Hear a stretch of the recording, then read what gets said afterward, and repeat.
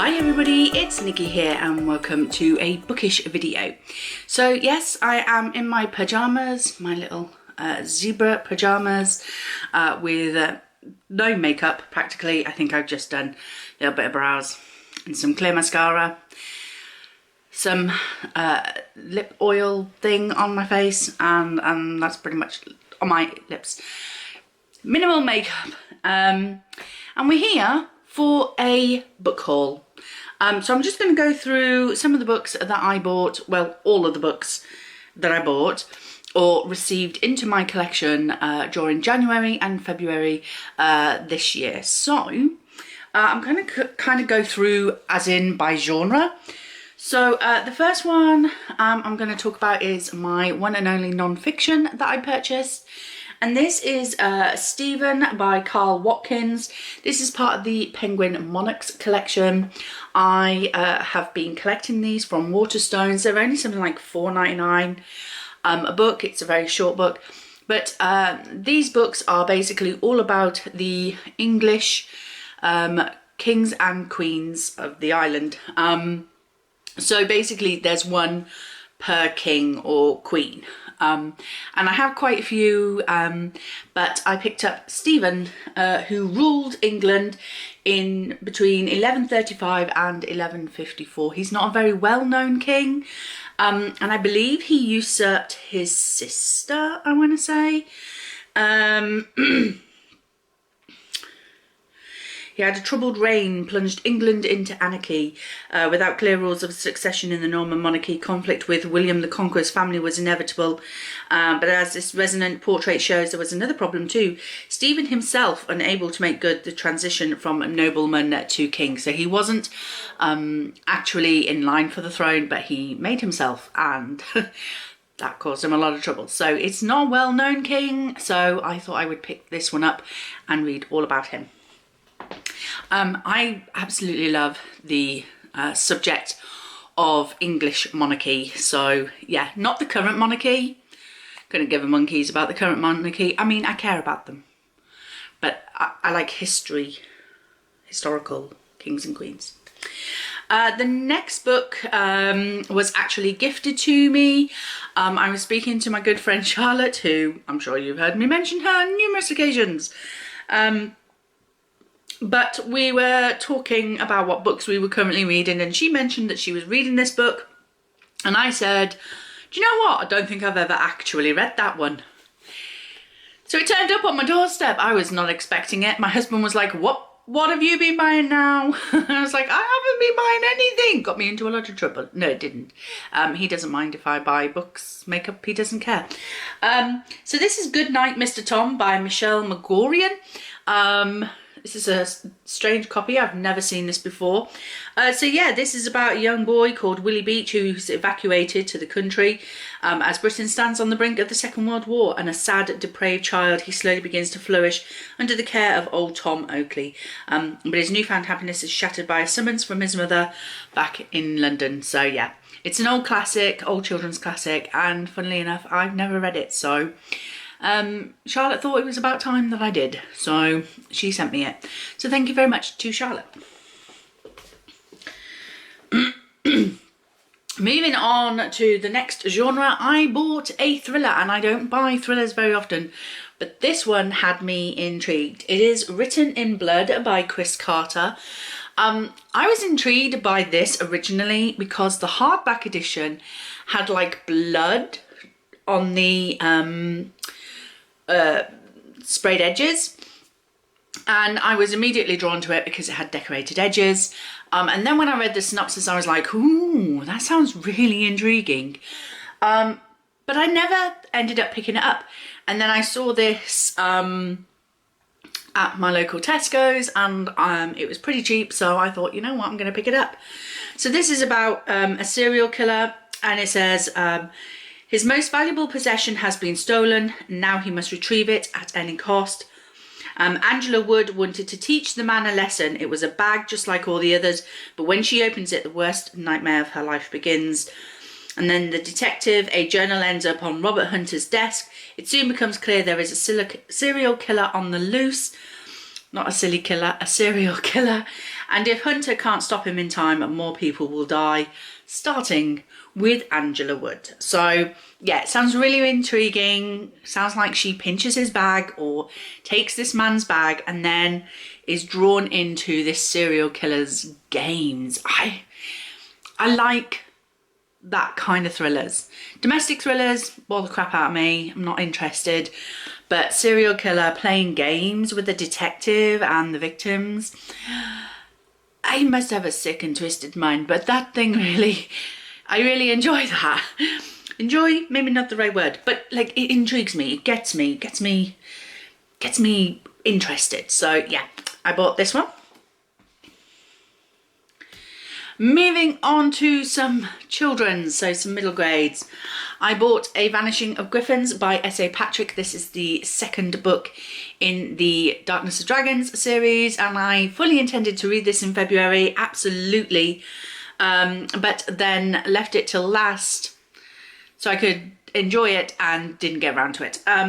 So yeah, this, The Vanishing of Griffins, as I say, second book, but The Darkness of Dragons is about a young boy called Patch Brightwater, who is a wannabe Pied Piper, and he comes a cropper one day and ends up in jail, and he ends up befriending a rat who is actually a young girl who's been cursed, and he meets a Draco Griff called Bava, and Bava has my heart forever and a day. And this is obviously a continuation of that first story, and I really wanted to get to it, but I didn't, so now it just sits on my shelves. The next book is Space Oddity by Christopher Edge, illustrated by Ben Mantle. Again, this was on my TBR. I haven't quite got to it yet, so I don't quite know what it's like. But this is an intergalactic adventure filled with UFOs, black holes, killer robots, and some very foul-smelling aliens. So Jake and his embarrassing dad, and the question of, are we alone in the universe? So after loving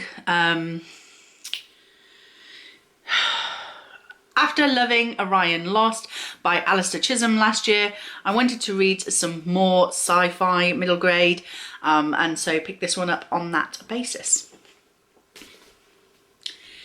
The next book is the third and I believe the final book in a trilogy, and it is A Tangle of Spells by Michelle Harrison. This follows a pinch of magic and a sprinkle of sorcery. It has those beautiful sprayed edges that these books come in from Waterstones, and I've kind of enjoyed the first two books. I think this trilogy is going to be one of those that I complete and then probably donate to my local library, because although I have enjoyed the stories so far, they've not been like my favourites. They're good stories, but they're not stories that I would want to read again. But I've kept the other two books in order to complete the series or the trilogy and then pass them on. So I have really enjoyed it, as I say. I have not read this one as of yet, but I am looking forward to it. This trilogy follows the story of three sisters who are living on an island, and one of the sisters wants to leave. She wants to get off the island and go exploring, but she's told that she actually can't because the family is cursed, and if they leave the island, terrible things will happen. And the story goes on from there. And yeah, it's been a good story, but as I say, not one I would want to reread again in the future. So once I've finished this book, I will probably donate all three books to my local library, and then they can enjoy these beautiful sprayed edges. So yeah, I always worry though when I donate books like this with sprayed edges, whether someone is going to loan it out of the library and then keep it and not return it. That's cheeky, don't do it. But I always worry about that when I donate beautiful sprayed edges to the library, but you know, it is what it is. So yeah, that's that one. The next book is The Good Bear by Sarah Lean, illustrated by Fiona Woodcock. Now, I thought for a while that this was a book that a lot of people were reading called The Last Bear, or The Lost Bear, I think it's called. But it's not, but it's kind of along similar lines, I believe. So this is set at Christmas, and a young girl called Thea is spending time with her father in snowy Norway. But her father's a bit distant, and she's having to learn to share him with his new family. And then Thea discovers a bear who is scared and hungry and desperately needs her help. And she has to convince everybody that he's not dangerous and he's not scary, and that they need to save him. So I did confuse this with another book, but I'm kind of interested in this anyway. But this is probably going to be kept till the end of the year to be read for Christmas, because I think it would be a beautiful story for then. I think I would really enjoy it, and there is some beautiful artwork in here, so yeah, absolutely cannot wait to read this, but I'll have to wait till Christmas because it's a Christmas setting. So yeah, that's that one. Now, the next book I bought and read on the same day, just simply because I was bored and I couldn't be bothered to come upstairs to my spare room and get a book. So I'd already bought this book that day and it was sat on the side. So I picked it up and I read it and I fell in love. Oh, The Boy, the Mole, the Fox and the Horse by Charlie Mackesy or Makesy. Not sure how you pronounce that, but this is a beautiful story. It's a very simple, beautiful story about a young boy who is trying to go home, and he comes across these animals, a fox, a mole and a horse, and they just discuss wisdom, I suppose. It's just a book of helpful, kind, thoughtful thoughts. And if you struggle with mental health in any way, shape or form, then this is a beautiful book to read. It got me crying, it got me thinking. And it says like little bits like this. It says, the greatest illusion, said the mole, is that life should be perfect. And then a little note says at the bottom, my dog walked over the drawing, clearly trying to make the point.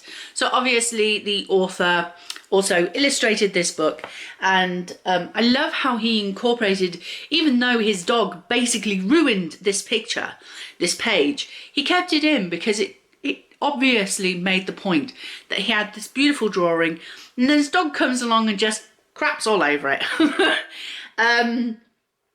Just walks all over it and destroys it. And does it spoil it? No, it doesn't. You've still got the beautiful picture. It's not perfect, but it's still beautiful. And it's just a way of reminding yourself that if we always strive for perfection, we will always be disappointed. So it's learning to appreciate what you have, and who you have around you, and the things that bring you joy. You know, it doesn't have to be perfect. It just has to be there, you know. So absolutely beautiful book, highly recommend. It's worth every penny. I sort of stuttered on this book for a long time from buying it because I thought 10 quid for a picture book that's going to take me about 10-15 minutes to read, and it really was that quick to read. But it was worth every penny, because I will read this and reread this every time that my depression gets a little too low and my anxiety gets a little too high, and when my mental health is struggling, I will pick up this book, because this book will bring me out, will help me, because it's just beautiful. So highly recommend. especially if you do struggle with mental health. Highly recommend. I gave it 5 stars, so yes. The next book I bought was another book that finishes a trilogy. This is A Vow So Bold and Deadly by Bridget Kemmerer. This finishes the trilogy that starts with A Curse So Dark and Lonely and then A Heart So Fierce and Broken. Now, I absolutely loved the story up to now. The first book, A Curse So Dark and Lonely, I think I gave that 4 stars. Wasn't quite what I wanted it to be, but I felt like the author was kind of limited because she was stuck to this storyline of Beauty and the Beast retelling. But in the second book, A Heart So Fierce and Broken, I felt like the author was released from those confines, and she was able, her writing just flowed so much better and the storyline became so much more. So the second book actually got 5 stars, and I am so looking forward to the third and final book and seeing how she is going to complete this trilogy. This is, as I say, a Beauty and the Beast retelling story where a young girl is taken to this magical world.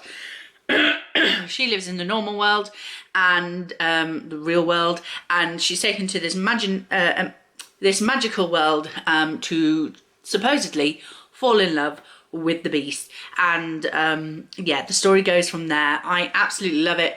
My favourite character is not actually either of the main characters, but it is a side character who gets a bit more focus in the second book. His name is Gray. I absolutely love him, so I cannot wait to come back to this book and see what happens to my man. So yeah, absolutely brilliant. Cannot wait for that book. The next book I bought because I've read the first 3 books in this series, and this is the newest one to come out, and apparently they've been waiting a long time for this book to be published, and that is The Mask Falling by Samantha Shannon. And this is book 4 in the Bone season. I believe this is going to be a 7-book series, so there's obviously going to be a few more to come. Now, originally I bought the first book in hardback from the pound shop. I got it for £1 in the pound shop. I thought, oh, this looks interesting, and picked it up. Didn't think nothing of it. And then Ashley from a Frolic Through Fiction channel, she was hosting a read along for the first 3 books because this book was due to come out back in early 2020. So she hosted a read along. So I managed to find book 2 and book 3 on, I think it was World of Books website, but they both came without this paper jacket on. So I have the first book in hardback with the paper jacket. I have the second and third hardbacks, but without the paper jacket. And then obviously now I can purchase the 4th book. I would have preferred to get the paperbacks, in all honesty, but because I already had that first book in hardback, that's the way that I went. So yeah, this is an absolutely stunning, beautiful book. We have some gorgeous foiling on the front there. I don't know if this is a signed copy. Was this a signed copy? Doesn't look like it, no. But yeah, so the Bone season follows a young girl called Paige Mahoney. Am I right in thinking? Yeah, Paige Mahoney, and she is a clairvoyant in a world where clairvoyancy is illegal, and so she is in this underground gang, and yeah, she has to hide from the authorities. But one day she is discovered by the authorities, and the story kind of goes on from there. So yeah, it's an interesting story. And when you start to read the first book, there's a lot of information that you feel like you need to take in and you need to remember. But the good thing about Samantha Shannon's writing is she gives you a lot of the information, yes, but what you soon realize is that she weaves such a beautiful story that you don't have to remember everything, because she will weave it in so beautifully throughout the story that you kept being reminded of the information that you need. So her story writing, her story building is amazing and brilliant, and I've thoroughly enjoyed this story so far, so I definitely wanted to pick up the next one in the series. So that is that one. And then the last book is my Fairy Loot book, which I've received. Now my Fairy Loot book in February, was it February? Yeah. My February Fairy Loot book came in March, so I only have my January one to show you, and I have a bookmark in it because I'm currently reading it. This is Lore by Alexander Bracken. It is a story about the Greek gods who every 7 years for 7 days are made mortal, and they have to evade the hunters who can kill them and take their place as a god. And in the story, we're following a young girl called Lore, who used to be part of one of these gods' families, but her family was killed prior to the start of this story, and so she is living out a mortal life on Earth in hiding, and she is dragged back into this Aegon, I think is what they call this sort of 7 year, 7 day tournament thing. I don't know how to describe it. Anyway, so yeah, so I'm enjoying it so far. It's not been grasping my attention. I'm only up to chapter 7, so I'm only up this far. But yeah, it's a decent book. It's got beautiful sprayed edges. I'm not too keen on this front cover though, but hey, the hardback looks stunning, and we have inside paper. So I mean, yeah, it's cool. It's fine. I'm enjoying it. Not seeing where the Medusa thing comes from, but I'm sure we'll get there eventually. But yes, I believe that there's a shield that has the Medusa Gorgon face on it. So maybe that's where Medusa comes in. I don't know. But yeah, so that is that one. So those were all the physical books that I brought into my collection. I did have some library books throughout the month.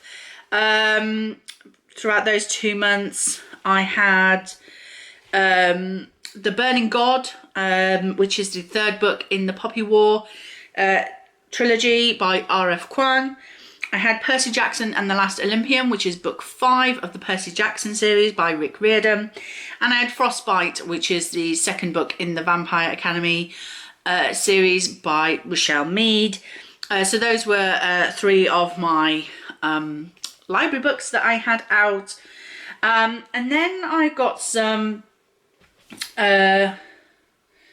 ebooks on to my Kindle. So I want to talk about those. So the first one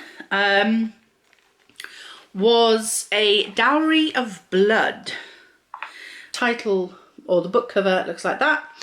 Dowry of Blood is written by S.T. Gibson, and it is a lyrical and dreamy reimagining of Dracula's Brides, a story of desire, obsession and emancipation. So, saved from the brink of death by a mysterious stranger, Constanta is transformed from a medieval peasant into a bride fit for an undying king. But when Dracula draws a cunning aristocrat and a starving artist into his web of passion and deceit, Constanta realizes that her beloved is capable of terrible things. So the story goes on from there. It's only a short book. It's only 248 pages. But it was one that I was definitely interested in because my favourite classic is Dracula. And I just really wanted to see what this one is about. If I really enjoyed the ebook, I may purchase the physical copy of this because I love me some Dracula. And then I also bought Eragon, Eldest and Brisinga Omnibus from the Inheritance Cycle by Christopher Paolini. These are books that I have wanted to read for so long, but I've heard mixed reviews about them. So I've watched the film Eragon and quite enjoyed it. But because I've heard such mixed reviews about the books, I was a little unsure, and I managed to get the first 3 books for, I think it was 99p on the Kindle store. So I thought I would purchase them and read them on my tablet. And then what else did I buy? I bought the novella, The Legend of the Golden Raven, and this is a novella related to The Wicker King by Kay Ancrum. And let's have a look, see if I can pull you up the thing of this. Now, The Wicker King is supposedly this story about 2 boys.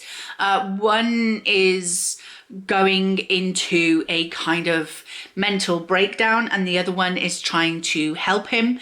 And the physical book, as you get further through the book, the pages get darker and darker. So the pages start out white and then they turn like to a grey, like black end edges, until they become completely black pages. So I'm so interested in reading that. And this is a novella. Oh, you didn't quite see the cover for that then.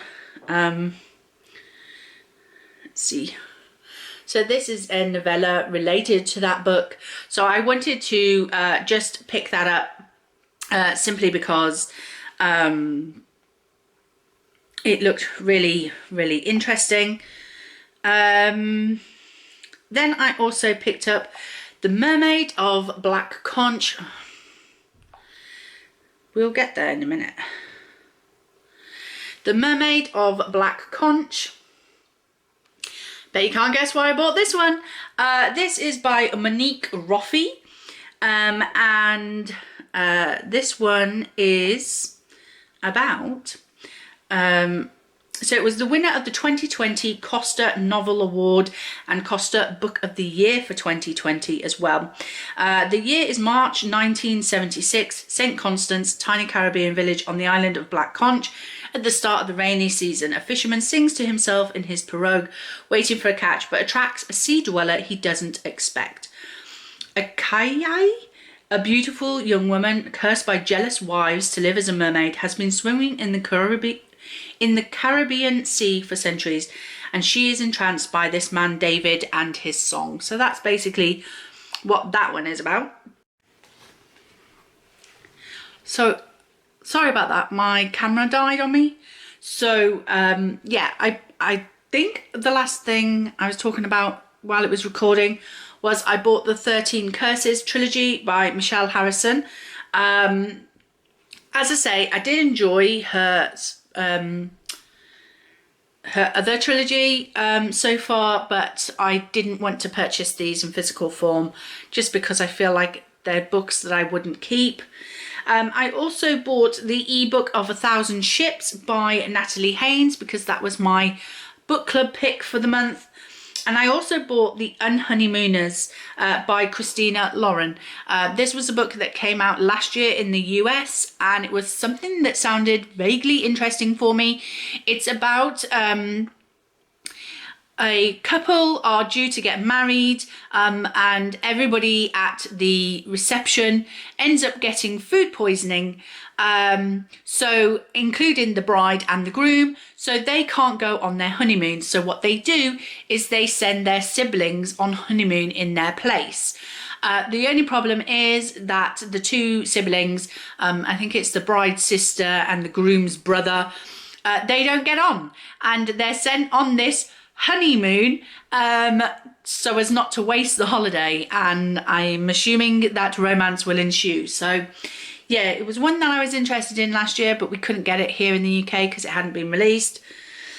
And I think that is that. I think that's all the books that I purchased last year, not last year, over the last 2 months. So that is that. So that is my book haul. I hope that there's some books here that you've maybe added to your list of books that you're interested in. I'm not about encouraging people to spend money and buy books. If you can borrow any of these books through the local libraries, or listen to them over a Scribd subscription maybe, or even buy the ebook version, which is always cheaper than buying a physical copy, then I highly suggest that you do that. I'm not about trying to, you know, encourage people to spend their hard-earned money on books. But if any of these do interest you, then let me know, and maybe sometime in the future we can buddy read them, because you know me, I'm always up for a buddy read. Apart from Law, because like I'm already reading that one. But if you're currently reading it as well, let me know what you think. But no spoilers in the comment section down below for any of these books, please. Let's keep the enjoyment for when we all read them. So that is it. Thank you very much for watching. I hope you enjoyed it. If you did, please like, comment and subscribe, and I will see you in the next video. Bye!